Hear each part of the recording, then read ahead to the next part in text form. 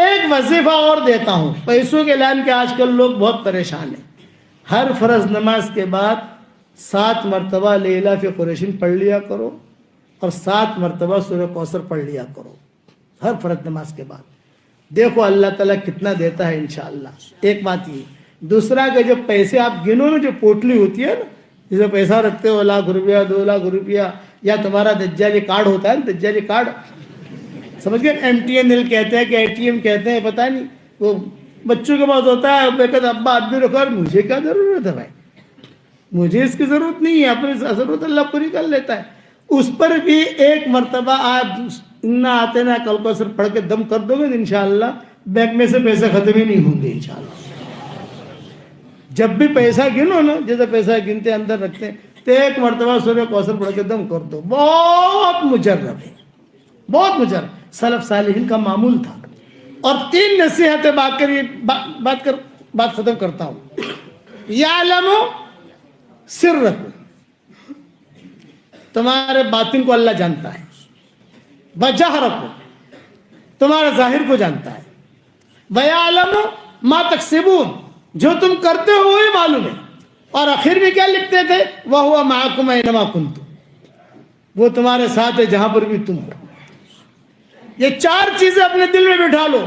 ہمارے باطن کو جانتا ہے، ہمارے ظاہر کو جانتا ہے، جو کچھ ہم کرتے ہیں وہ بھی اس کو معلوم ہے، جہاں ہم ہیں وہ سب ہمارے ساتھ ہے.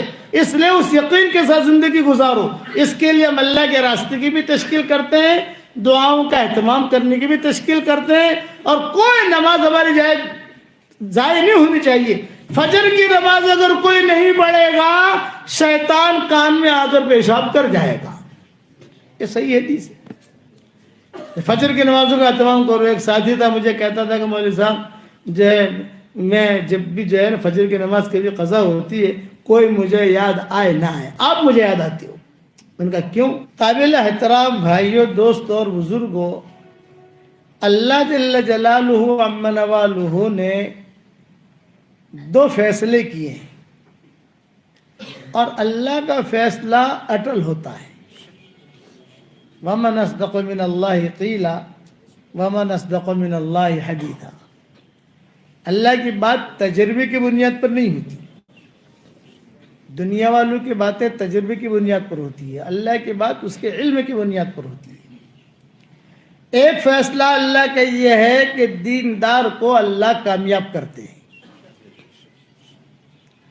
چاہے غریب ہو، کمزور ہو، جھوپڑے میں رہتا ہو، دیندار ہے کہ کامیاب. دوسرا فیصلہ یہ کہ بے دین کو اللہ ناکام کرتے ہیں. یہ 2 چیزیں طے ہیں. دیندار یہ ہمیشہ کامیاب. اس کو قرآن میں کہا گیا من عمل صالحا من ذکر او انثى وهو مؤمن فلنحيينه حیاتا طیبہ. جس نے بھلا کام کیا، مرد ہو یا عورت ہو، ایمان کی حالت میں کیا، اسلام کی حالت میں کیا، ہم اس کو پاکیزہ زندگی دیں گے.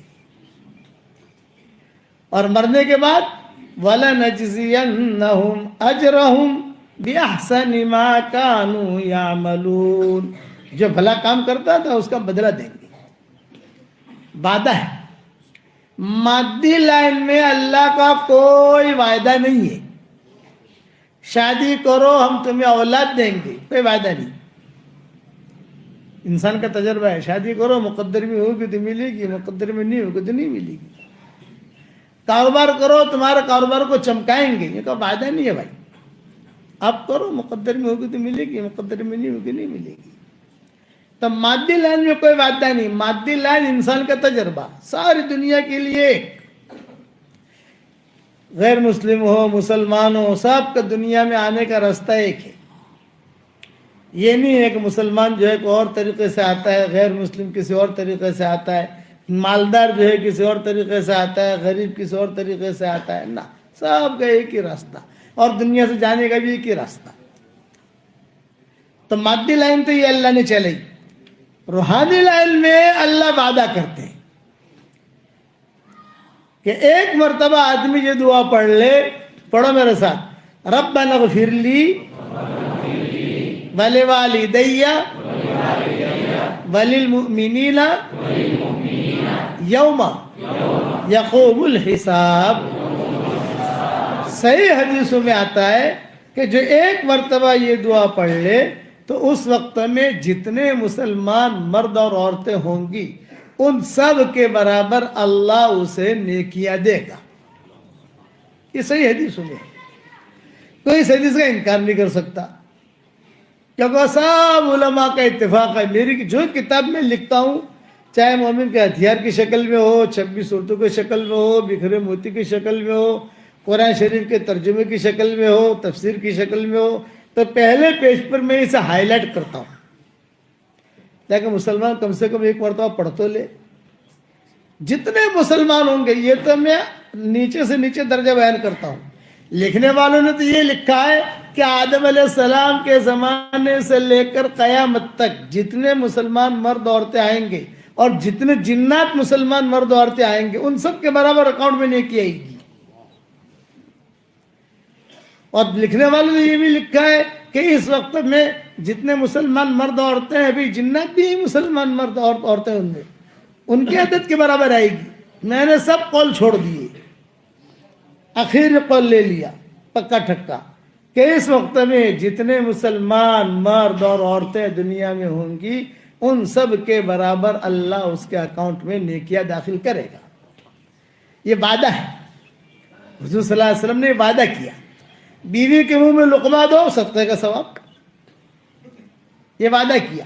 میاں بیوی ایک دوسرے کی طرف محبت کی نگاہ سے دیکھیں اور دونوں مسکرائیں, اللہ بھی مسکراتے ہیں. یہ وعدہ کیا. میاں بیوی دونوں ایک دوسرے سے مصافحہ کریں محبت کے ساتھ تو 10 انگلیاں اس کی 10 انگلیاں اس کی, تو دونوں کے گناہ ایسے جھڑتے ہیں جیسے نل میں سے پانی کھولے تو پانی کا دھڑ دھڑ دھڑ دھڑ نیچے گرتا ہے, ایسے گناہ جھڑتے ہیں. یہ روحانی لائنیں ہیں. اس میں وعدہ کیا حضور اکرم صلی اللہ علیہ وسلم نے